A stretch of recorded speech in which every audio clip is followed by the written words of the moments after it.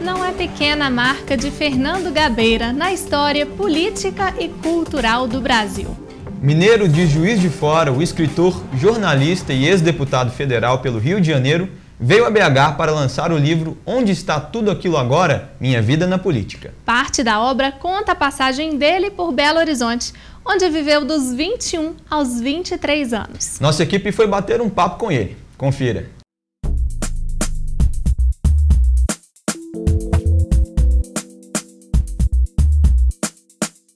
Com 50 anos de vida pública, ele já exerceu vários papéis, como de revolucionário, deputado, ecologista e ativista em diversas áreas. Recentemente ele lançou o livro Onde Está Tudo Aquilo Agora? Minha Vida na Política, um livro de memórias que fala dessa longa trajetória. Gabeira, muito obrigado pela entrevista. E eu gostaria de já começar falando do livro, né? Você lançou recentemente, como eu disse, Onde Está Tudo Aquilo Agora? Minha Vida na Política. Qual foi o momento que você decidiu que seria aquele o momento de escrever um livro de memórias? Olha, o momento era exatamente a compreensão de que tinha se passado meio século, né? Já era necessário dar um outro balanço mais alentado da situação. E eu havia também perdido a eleição para o governo do Rio de Janeiro, havia perdido o mandato parlamentar e tinha também um pouco de tempo para fazer isso. Então eu decidi usar esse período depois de uma eleição para refletir um pouco sobre a experiência e tentar me reorientar para o próximo passo. Depois de tantos eventos históricos e momentos densos da política brasileira, como você enxerga o cenário político da atualidade no Brasil? Olha, eu acho que nós avançamos muito em relação ao passado. Nós hoje somos uma democracia, o país cresceu economicamente, somos o sexto, sétimo país economicamente no mundo. Nós temos um nível de democracia alto, temos uma imprensa relativamente livre, mas o processo político brasileiro se degradou muito. Os políticos ficaram muito afastados da população. E hoje a confiança nos políticos é quase nula. Há uma sensação de que eles estão lá e nós, o povo, estamos aqui. E que eles só cuidam dos seus interesses, uma vez que os interesses do povo eles esquecem. Então há esse divórcio entre a política existindo como ela existe hoje e a população. Parcialmente também por culpa do PT, que estimulou muito esse processo de degradação. E você que foi ativista político, um dos primeiros ativistas políticos de renome no Brasil, após os seus 10 anos de exílio, na década de 70, você já voltou para o Brasil já como um ativista ecológico, um ativista político ecológico. Você acha que o tema sustentabilidade hoje no Brasil, ele tem sido tratado com a devida importância, com a devida urgência pelo governo? Ou você acha que tem sido mais um discurso para plataformas de eleições? Vamos colocar assim. Eu acho que antes de ser um discurso de plataforma, para plataforma de eleições, ele é muito um discurso para a comunidade internacional também. A pressão sobre o Brasil aumentou muito, não é? Depois que o Brasil superou essa situação de ser o vilão da ecologia e passou a participar ativamente dos fóruns internacionais que discutem a questão ambiental. E o Brasil passou a ser um interlocutor muito sério, no sentido de que ele é muito respeitado. Mas o Brasil começou também a fazer uma série de promessas, a assumir uma série de compromissos que são mais para inglês ver, porque eles não têm correspondência na prática interna do país. Por exemplo, o governo, para estimular a economia no Brasil, resolveu reduzir o imposto dos carros e ampliar também as prestações na compra de carro. Olha, isso não tem nada a ver com sustentabilidade. Você aumenta as emissões de gases, você diminui a mobilidade urbana, faz com que a produtividade do país caia, você aumenta o número de acidentes, você cria uma série de dificuldades e que poderiam ser evitadas se você tivesse realmente uma perspectiva sustentável. Então, existe uma diferença entre o que o governo fala lá fora, o que o governo fala aqui também numa campanha e o que o governo efetivamente faz na questão ambiental. Voltando no livro, 50 anos de vida pública, você foi um jovem e é um jovem com ideais políticos e ativista político. Como que você enxerga a questão da juventude e a política de hoje em dia? Olha, a juventude de hoje em dia não estava submetida às mesmas pressões que nós. Nós vivíamos sob uma ditadura militar, é um problema. Nós vivíamos também sob o impacto da Guerra Fria, a escolha de um lado, capitalismo ou socialismo. Hoje não existem mais esses esquemas fechados para você escolher. E hoje também não existe mais uma ditadura militar. Nós fazíamos manifestações de rua. Hoje a juventude faz manifestações através da internet, entende? Então cada juventude, em cada época, acha o seu caminho para se expressar. E a nossa está buscando esse caminho num momento em que há pouca expectativa de mudança do paradigma, né? Nesse momento, a juventude apenas luta por melhores condições, ela luta acesso à internet, luta pelo meio ambiente, luta pelo fim do serviço militar obrigatório, uma série de coisas fragmentadas que ela quer, não é? Mas não é mais aquela juventude que no passado tinha diante de si teorias acabadas, explicações do mundo e scripts da história fechados. Hoje, as coisas são mais abertas. Certo. Gabeira, muito obrigado pela entrevista. Obrigado. E sucesso. Obrigado. Sua trajetória que já é de sucesso.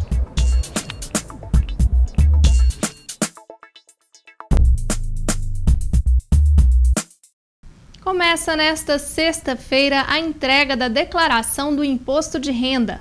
O contribuinte que recebeu no ano de 2012 rendimento acima de R$ 24.556,65 é obrigado a fazer a declaração. A expectativa da Receita Federal é que as declarações do Imposto de Renda este ano superem 26 milhões, um recorde em relação aos anos anteriores. O prazo para a declaração do Imposto de Renda encerra no dia 30 de abril. Mais informações sobre as novidades para esse ano estão no site receita.fazenda.gov.br. Mais de 122 mil eleitores podem ter o título cancelado em Minas porque não votaram e nem justificaram a ausência às 3 últimas eleições. Em Belo Horizonte, são quase 13 mil eleitores nessa situação.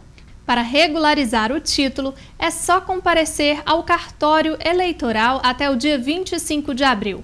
A Justiça Eleitoral não vai expedir qualquer tipo de notificação ao eleitor sobre a situação do título. Quem não comparecer ao cartório eleitoral para regularizar a situação terá o documento cancelado automaticamente.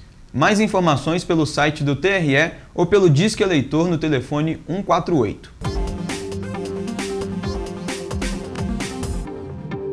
Para que a gente possa entender a questão do voto, é fundamental que a gente entenda a questão da democracia. A cultura brasileira tem uma origem autoritária. As relações familiares são autoritárias, as relações de emprego tendem a ser autoritárias. Então, a nossa forma de lidar com o outro é transpassada pelo autoritarismo.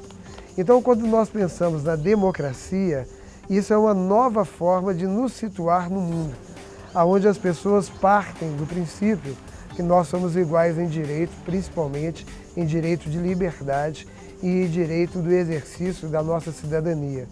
Então nós temos no Brasil uma contradição entre um modelo institucional democrático e uma cultura que ainda não se consolidou como uma cultura democrática. A outra questão importante de nós analisarmos é a contradição entre democracia e voto obrigatório.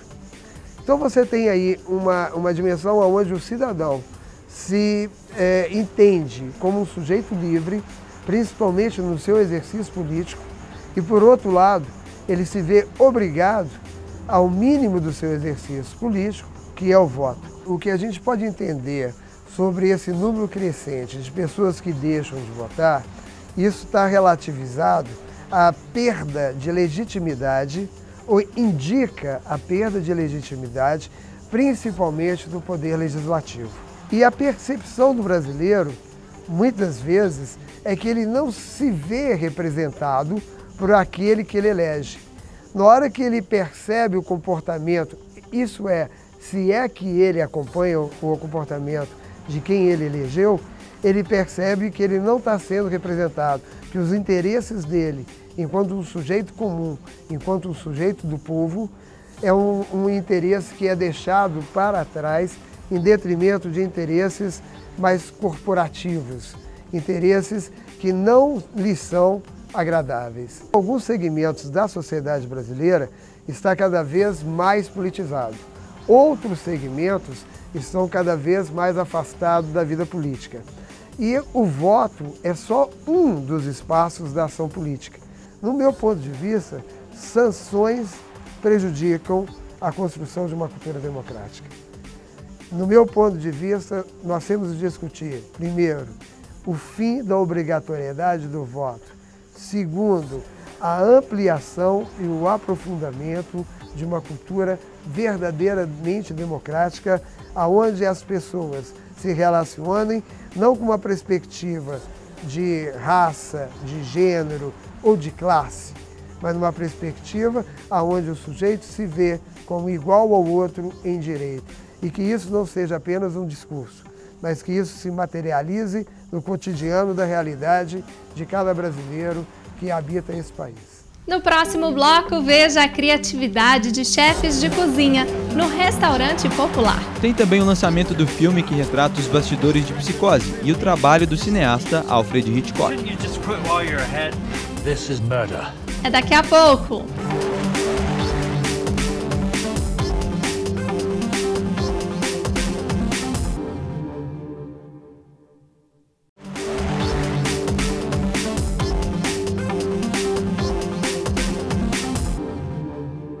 Este ano, a 7ª edição do Verão Arte Contemporânea teve na programação um encontro saboroso. O festival, que valoriza o diálogo entre as artes, incluiu a área da gastronomia. E chefes renomados da cidade, integrantes do coletivo Viva a Mesa e do restaurante popular, prepararam um cardápio bem requintado.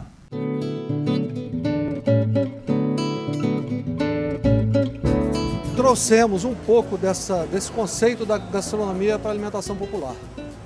Então, com um custo relativamente baixo, né? Porque, na verdade, nós não alteramos a nossa pauta, isso é importante frisar. Quando nós fizemos o primeiro contato com os chefes, a gente falou, olha, esses são os nossos cardápios. Eu não posso adquirir nada além da minha pauta. E com o simples toque de ervas, de temperos diferentes, de uma forma diferente de fazer, a refeição apresentou um diferencial. Tudo, carne, a moranga, tudo está gostoso.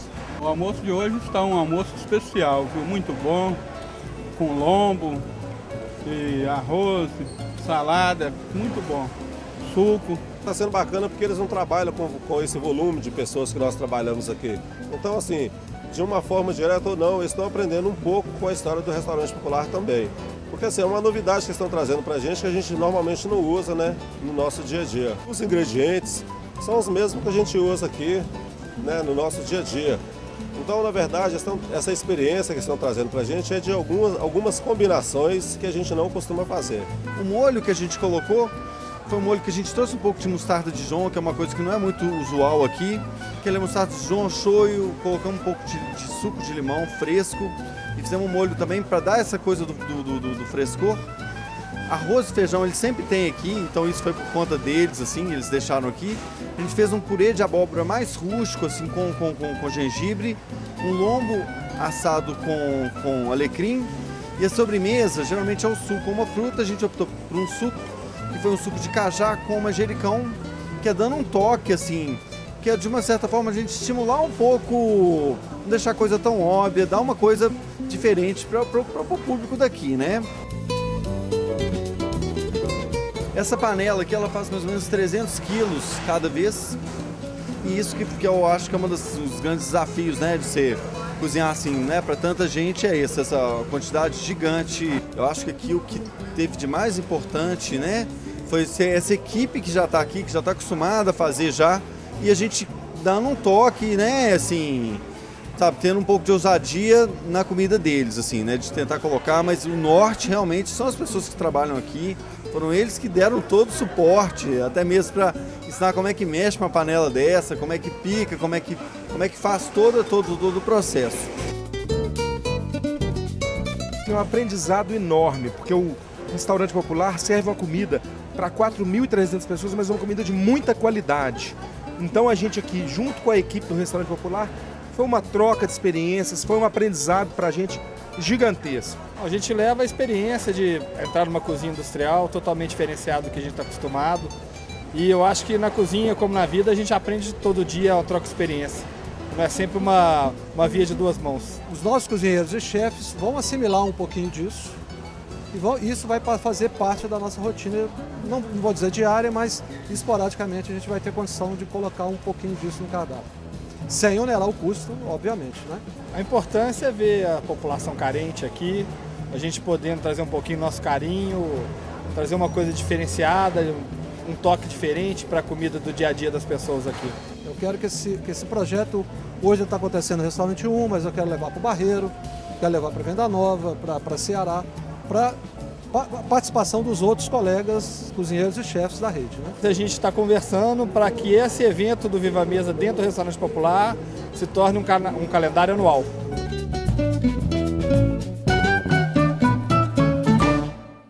E já que o assunto é gastronomia, Carol Almeida tem uma dica para você. É com você, Carol.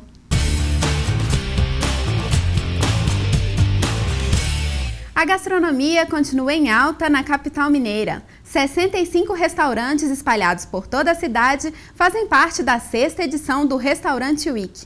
O público poderá apreciar mais de 64 menus, com entrada, prato principal e sobremesa servidos a preço único. As refeições do almoço custam R$ 34,90, já o jantar custa R$ 47,90. A edição mineira do Restaurante Week vai até o dia 10 de março. Confira mais detalhes no site que aparece na sua tela. Com um legado de mais de 60 filmes, ele é considerado o mestre do suspense. As obras dele se tornaram clássicos da história do cinema. O Corpo que Cai desbancou Cidadão Kane e foi considerado o melhor filme de todos os tempos, de acordo com a revista do Instituto de Cinema Britânico. Curiosamente, ele já foi indicado 5 vezes ao Oscar de melhor direção, mas nunca foi premiado. Mais que dirigir filmes, Alfred Hitchcock gostava de criar e era bastante preciso nos sets de filmagem. E neste final de semana estreia nos cinemas de todo o Brasil o filme que retrata os bastidores de Psicose e o trabalho do mestre Hitchcock. Pensando o cinema como, digamos, um ser quase vivo que se transforma com o passar do tempo, o Hitchcock vai começar num momento muito específico, que seria no cinema mudo. O Hitchcock ele era uma figura, no mínimo, curiosa. É uma figura um pouco insondável. Ninguém sabe exatamente o que Hitchcock pensava. A gente só sabe, na verdade, o que a gente sabe, que não é uma brincadeira do Hitchcock, porque ele tinha uma fama de ser um brincalhão nos sets. Brincalhão no sentido de quase torturar as pessoas que trabalhavam com ele. Ele descobriu uma fobia, por exemplo. A pessoa tinha medo de aranha, ele dava aranha de presente para a pessoa numa caixa. Então ele tinha isso um pouco, assim, o que ele fazia com o público, ele parecia gostar de fazer também nos sets, com os colegas de trabalho. O Hitchcock pensa a imagem, esse é o grande diferencial. E a imagem do Hitchcock, ela raramente é pornográfica, tiveram algumas sim, e é até um pouco estranho você ver isso hoje, né, em filmes como Frenesi, onde você tem uma violência um pouco mais clara, mas o Truffaut falava que o Hitchcock filmava cenas de assassinato como se fossem cenas de amor. E cenas de amor como se fossem cenas de assassinato. Yes. Then I'll do it. They don't care anymore about me. Ao chegar em Hollywood, a gente tem digamos, ele demonstra a grande importância que ele tem pela concepção dele de cinema e pela forma como ele entende suspense. O Hitchcock, ele diferenciava com muita clareza o que era um filme de suspense e o que era um filme de mistério, por exemplo. Um filme de mistério para ele, do gênero Quem Matou, era uma coisa. Um filme de suspense era outra.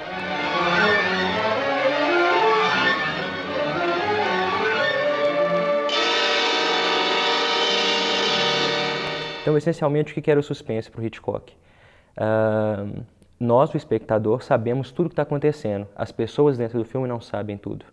Ou seja, o espectador tem todos os elementos para decifrar. Os personagens não têm. Ou seja, o Hitchcock te dá todo o poder, melhor, ele te dá, na verdade, a maior maldição possível. Ele te dá a onisciência, mas a incapacidade de interferir. Ele diz que assim, essa é a dinâmica do suspense.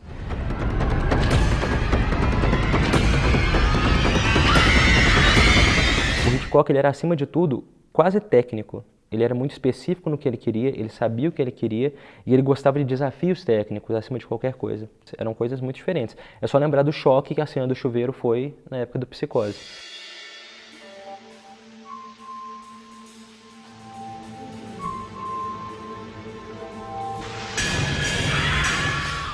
E o mais interessante não é o fato dele matar, mas é que ele não te dá nenhuma referência muito óbvia, digamos, de mocinho e mocinha.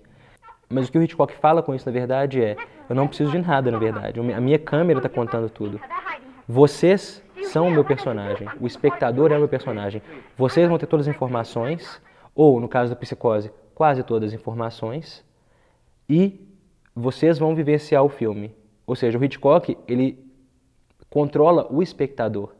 Ele não vai colocar, ele desiste de colocar um personagem ali simplesmente para você se identificar com ele. Ele transporta você para o filme. Ele te faz pensar o filme. I celebrate with you when the reviews are good. I cry for you when they are bad. And I put up with those people who look through me as if I were invisible because all they can see is the great and glorious genius Alfred Hitchcock. O programa de hoje fica por aqui, mas se você quiser sugerir matérias ou fazer comentários, entre em contato conosco pelas redes sociais, Twitter e Facebook da PUC TV. Nós esperamos você na semana que vem. Obrigada pela companhia. Tchau. He's going out of his mind looking for his next project. I need something fresh, something different. It was the knife that, a moment later, cut off her scream and her head. Charming. Doris Day should do it as a musical. Good afternoon. This book, Psycho, was fiendishly entertaining. Is this really going to be your next picture? Yes, madam. By the way, try the finger sandwiches. They're really